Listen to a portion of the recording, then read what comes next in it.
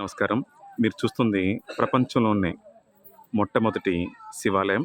ఈ గుడిమల్లంలో ఉన్న ఆనందవల్లి సమేత పరశురామేశ్వర స్వామివారి దేవాలయం. ఇది భారతదేశంలోనే కాదు, ప్రపంచంలోనే మొట్టమొదటి శివాలయంగా మనం కొలుస్తాం స్వామివారిని. గర్భాలయంలో స్వామివారు పురుషాంగ రూపంలో ఉంటారు.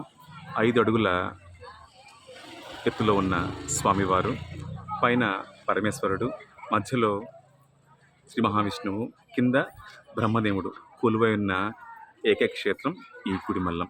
అమ్మవారు పార్వతీ అమ్మవారు ఆనందవల్లి పేరుతో ఇక్కడ మనకి దర్శనమిస్తారు.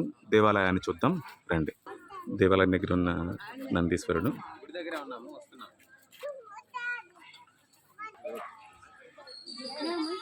ఈ దేవాలయం ఎప్పుడు నిర్మించి 2700 సంవత్సరాల పైమాట. అతి పురాతనమైన దేవాలయాల్లో ఈ గుడిమల్లం దేవాలయం అయితే మాత్రం ఒకటి. స్వామివారి ప్రధాన దేవాలయం. చూడచక్కని వాతావరణం.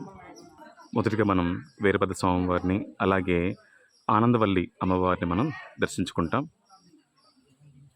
వల్లి దేవశ్రీ సమేత సుబ్రహ్మణ్య స్వామివారి దేవాలయం.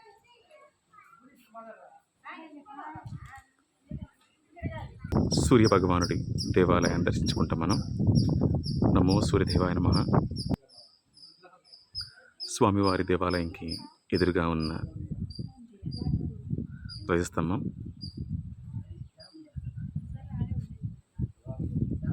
స్వామివారి నందీశ్వరుడు. స్వామివారి దేవాలయంలో ఏర్పాటు చేసిన పురాతనమైన బావి. చెప్పినట్లు స్వామివారి మూలగ్రహంలా ఉంటుంది. పైన పరమేశ్వరుడు, మధ్యలో పరశురామ అవతారంలో ఉన్న శ్రీ మహావిష్ణువు, కింద బ్రహ్మదేవుడు, ముగ్గురు కొలువై ఉన్న దివ్యక్షేత్రం గుడిమల్లం. ఈ దేవాలయం నిర్మించి ఇప్పటికీ 2600 సంవత్సరాల పైమాట.